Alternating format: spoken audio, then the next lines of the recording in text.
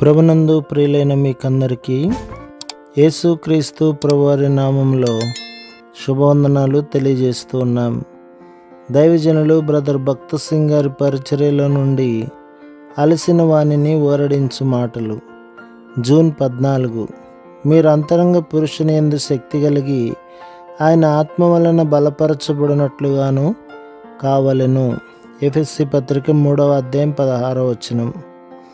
ఒక చిన్న పాప తన తల్లిని, మనము పరలోకమునకు వెళ్ళిన తర్వాత నల్లగా ఉందుమా తెల్లగా ఉందుమా అని అడిగెను.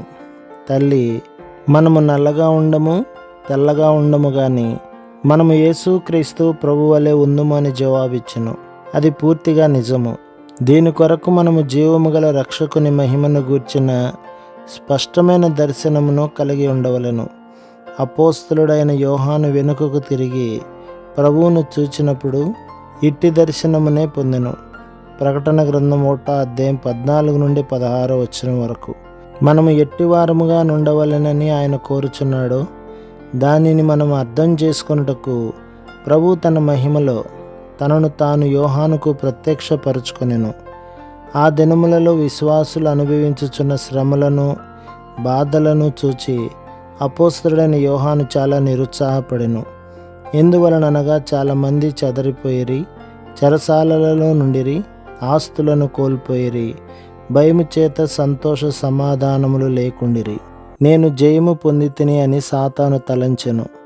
ఈ అనుభవముల ద్వారా ప్రభువు తన సారూప్యమునకు వారిని మార్చుటకు విశ్వాసుల హృదయములలో ఎట్లు పనిచేయుచున్నాడో వానికి తెలియదు. సేవకులముగా మనము అంతరంగిక కార్యమును గూర్చి మరిచిపోదుము. పెద్ద గుంపును చూచిన ఎడల మనము మిక్కిలి ఆనందించుదుము. కానీ మనము చిన్న గుంపుకు బోధించవలెనని విచారపడి మన సంతోషమును కోల్పోవదుము. ఆ విధముగా అనేకులైన బోధకులు మోసగించబడుచున్నారు. తాము పెద్ద గుంపులను కలిగి ఉండి వారు మార్చబడుట ద్వారా దేవుని సంతోషపరచగలమని తలంచుదురు. అట్టివారు గుడ్డివారు, దేవుని పనిని పాడు చేయుదురు. గుంపులను సంఖ్యను గూర్చి వారు తలంచుదురు. పెక్కుమంది పిల్లలు కలిగిన తల్లిని గూర్చి ఊహించుడి. మొదటి బిడ్డ గుడ్డిది, రెండవది మూగది, మూడవది కుంటిది, నాలుగవది చెవిటిది. ఆ విధముగా తక్కిన వారు కూడా బలహీనులే. ఇట్టి పిల్లలు తల్లికెట్టి ఆనందమును కలిగించుదురు. ఇంకొకరికి 2 లేక 3 పిల్లలుండవచ్చును.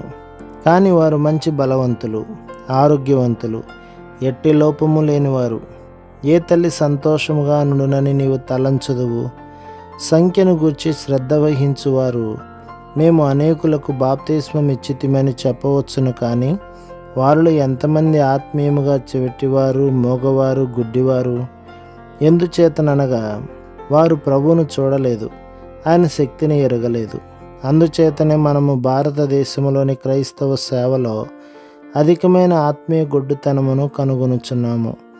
దేవుడు అపోస్తలుడైన యోహానుతో, యోహాను, నా ప్రజల శ్రమలను, పేదరికమును, బాధలను, పరీక్షలను చూచి నిరుత్సాహపడకము. ఈ విషయముల ద్వారా వారి అంతరంగములో నేను చేయు కార్యమును చూడుము. అగ్నిలో వేయబడిన బంగారము శుద్ధి చేయబడినట్లు ప్రభువు వారిని అనేక శ్రమల ద్వారా తీసుకుని వెళ్ళుట ద్వారా శుద్ధి చేయుచున్నాడు. ఇట్టి అంతరంగిక కార్యమే ప్రభు దృష్టిలో మిక్కిలి విలువ గలది. ప్రభు మిమ్మును, మీ కుటుంబమును, మీ సంఘమును దీవించి ఆశీర్వదించునుగాక. ఆమేన్.